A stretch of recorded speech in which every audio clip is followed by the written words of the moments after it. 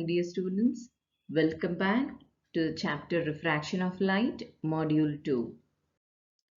Let us recollect our previous module. We have learned that light changes its direction when going from one transparent medium to another transparent medium, and that is called refraction. Laws of refraction states that incident ray and refracted ray at the point of incidence are on the opposite side of the normal to the surface of the slab at that point, and the three, that is the incident ray, refracted ray and the normal, are in the same plane. The second law is that for a given pair of media, the ratio of sin I to sin R is a constant, where I is the angle of incidence and R is the angle of refraction. The refractive index depends on the velocity of light in that medium, and the refractive index of the medium with respect to vacuum is called as its absolute refractive index. We have also learned that refractive index of the second medium with the first can be calculated as the ratio between velocity of light in medium 1 to the velocity of light in medium 2. In this module, we will be learning many interesting natural phenomena like mirage, twinkling of stars, dispersion of light, partial and total internal reflection, and about formation of rainbow. The first phenomenon we are going to learn is about mirage. Children, have you seen a mirage, which is an illusion of water on a hot road or a desert? You can see the presence of water like thing on hot road under desert. Hope most of you would have seen it, especially in a road. And also, if you have seen an object above the holy fire especially, it seemed to be moving. Here you can just watch this piece of land that is visible behind this fire. You can see it is to be moving. Have you watched this phenomenon, children? This is a mirage. Let us learn how this mirage happens. See, if you see the local atmospheric condition, it affects the refraction of light to some extent. We know that the refractive index keeps increasing as we go to increasing heights. So in a road, the air near to the surface is very hot, and above it is comparatively cooler. If you see the road, you can see it is represented in a bright red color, the hot air. When the road itself is very hot, when the air touches the road, the air becomes hotter. So the air above the surface of the road is very hotter compared to the air that is above it. So we can take it as a cooler air. So there is difference in medium. We know that hot air is lighter and cool air is somewhat denser. So what happens when a light ray is coming from the sky? Due to the difference in the refractive index, due to the density of the medium, the refraction of light happens. Means light will start bending. So it keeps on bending till it crosses all the different layers. So what happens? We know that our eyes have the perception of seeing the things straight. So what happens? The light ray that has bent reached the distance and then reaching our eyes, we see that the light ray is coming straight from the land. So instead of seeing the sky, we see a piece of land in the road. The same is what happens in a desert also. So this mirage in road and desert happens due to the difference in the density of air. That is, the continuous circulation of hot and cool air will be happening. Due to this, refraction of light happens. The light ray bends as we see things in a straight line. So instead of seeing an object that is there on the road, we will be seeing that is the object is there inside the road. The concept is same with the holy fire also. In the holy fire, if you see, the direction of light rays coming from the objects beyond the fire keep changing due to the change in refractive index. So the object appear to be moving. The objects that are there behind the fire, or you can see the heat waves. So they appear to be moving due to the same reason. The next phenomenon we are going to learn is about the position of stars. Children, the atmospheric conditions on refraction of light can be seen in determining the position of stars. See, if you see, stars are considered to be self-luminous and can be seen at night. That is, in the absence of sunlight, we can see the stars. Stars appear to be point source because they are situated at a very long distance. We consider the stars to be a point source. We know that the density of the air increases when you near the surface of the earth, because in the space there is no air, so the density is less compared to the density of our atmosphere. So you can expect the light ray to bend. So as star light is coming from a rarer medium to a denser medium, so it constantly bends towards the normal, as you can see in the picture. So what happens? This makes the star appear to be in a different position than its actual position. Children, this different position is what we call it as an apparent position of star, and this is its original position.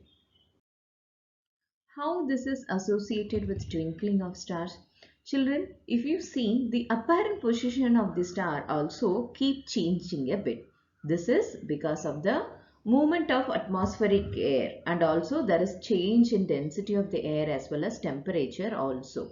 As you can see this light traveling, and you can see the position changing. The refractive index changes, so the bending of the light also changes with it.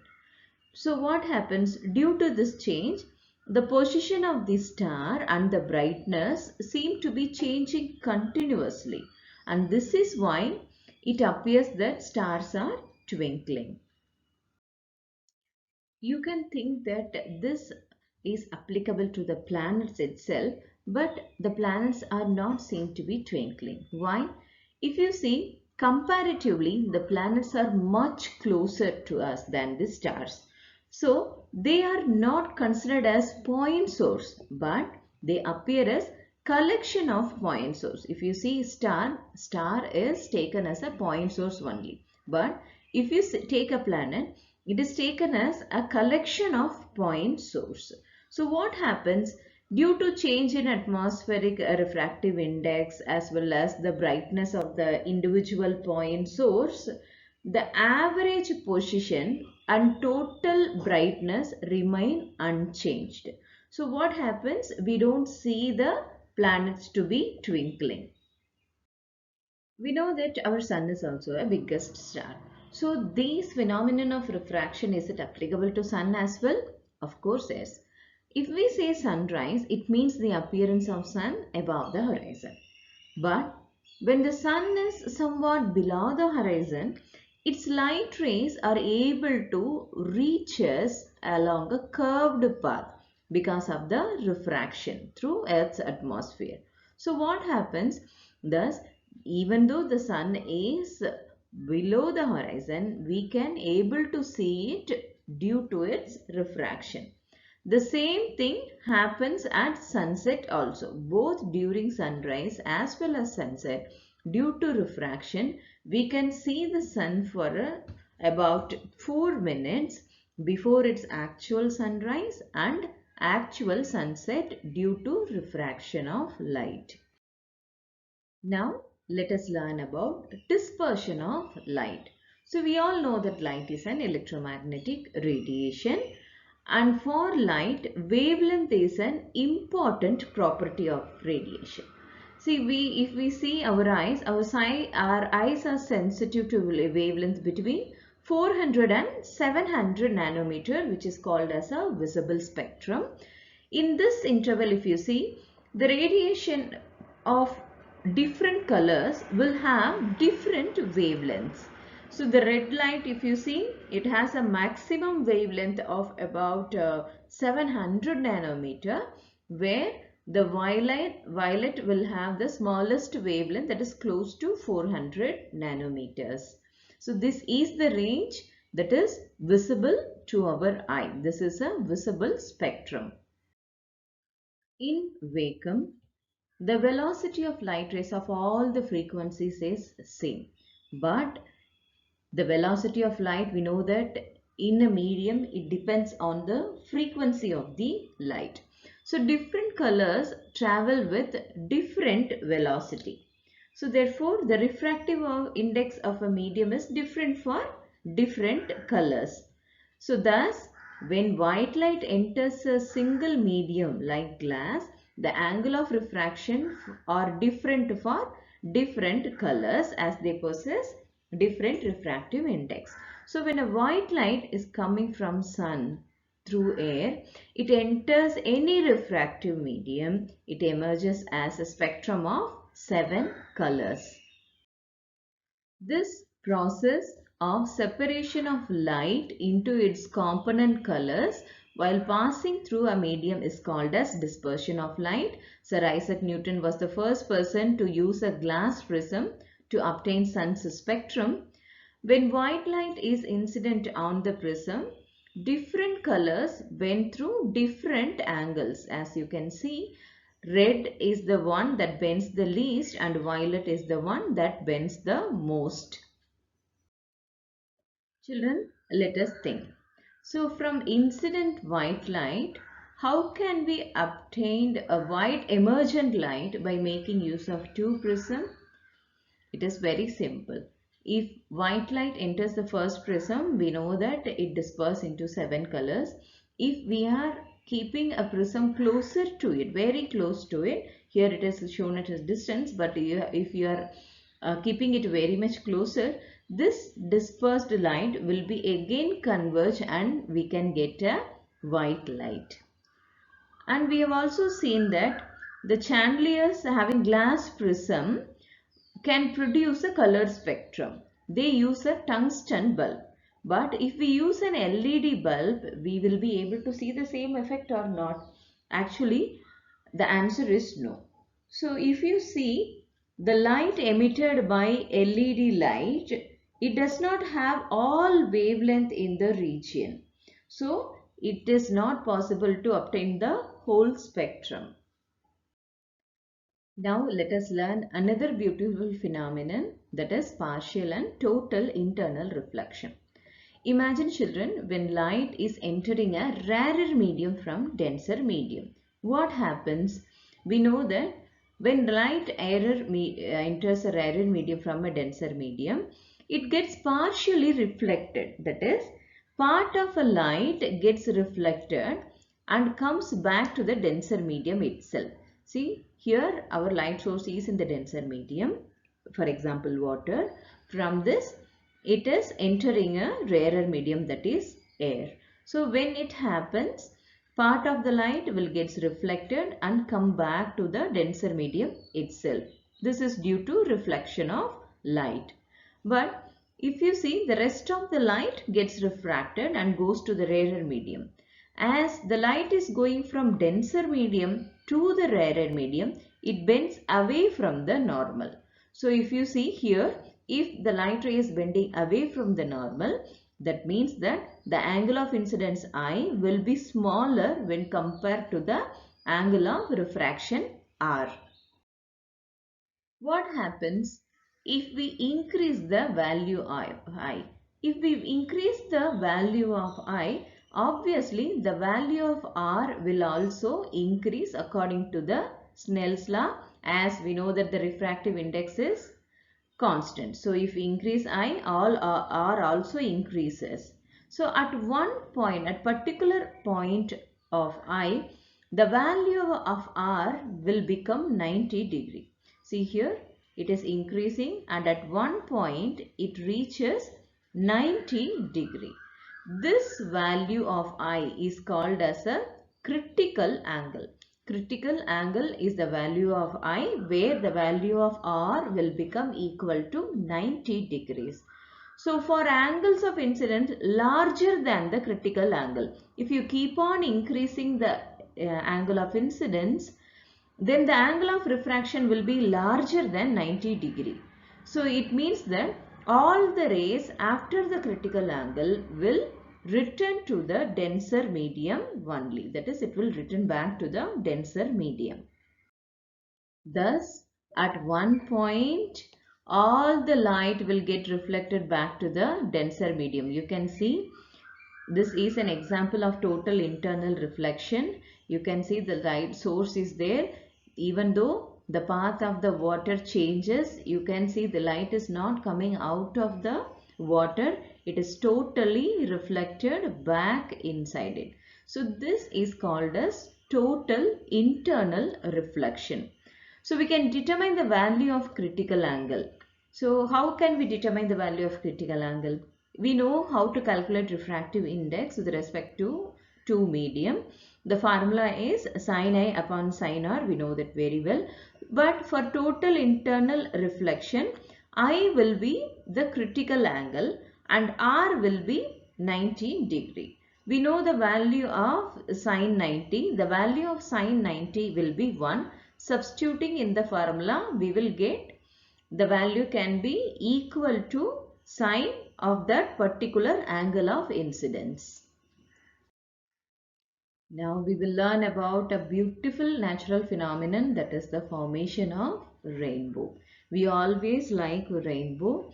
Rainbow, it is a natural phenomenon with the combined effect of three, that is dispersion, refraction and total internal reflection of light. We will see it how. So if you see the small water droplets in the rain, they act like a prism. When sun's light enters these droplets, it gets refracted. You can see it is getting refracted and it is getting dispersed also. So not only that, if you see, there is total internal reflection, so that the light again will be refracted when coming out of the droplet. So we can say that formation of rainbow is due to dispersion of light, refraction, you can see the bending of light, refraction of light, and also total internal reflection.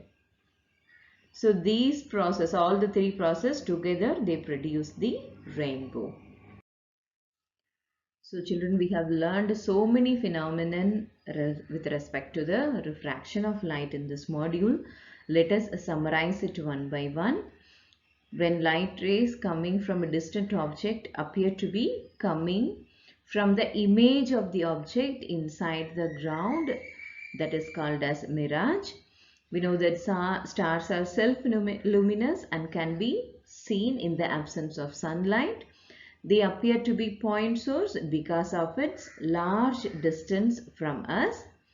So the starlight coming towards us travel from rarer medium to denser medium.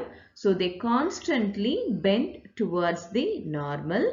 So due to this, the star appear to be somewhat higher in the sky as compared to its actual position. So that position is called as a apparent position.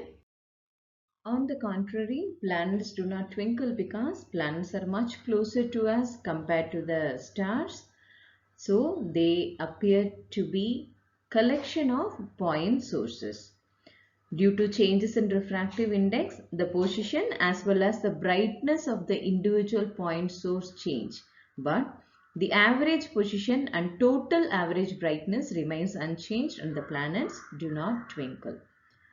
The process of separation of light into its component colors while passing through a medium is called as dispersion of light. When light enters a rarer medium from denser medium, it gets partially reflected. That is, the part of light gets reflected and comes back to the denser medium. This is as per the laws of reflection of light. But for a particular value of I, the value of R becomes equal to 90 degree and this value of I is called as critical angle. So if angle of incidence is larger than critical angle, then the angle of refraction will be larger than 90 degree. So such rays return back to the denser medium. Thus, all the light reflected back to the denser medium after the angle of incidence is higher than the critical angle, and this is called as total internal reflection. So the formation of rainbow is a combined effect of three, that is dispersion, refraction and total internal reflection of light. Hope all of you have liked this chapter and learned many interesting phenomena occurring in nature. Thank you, children.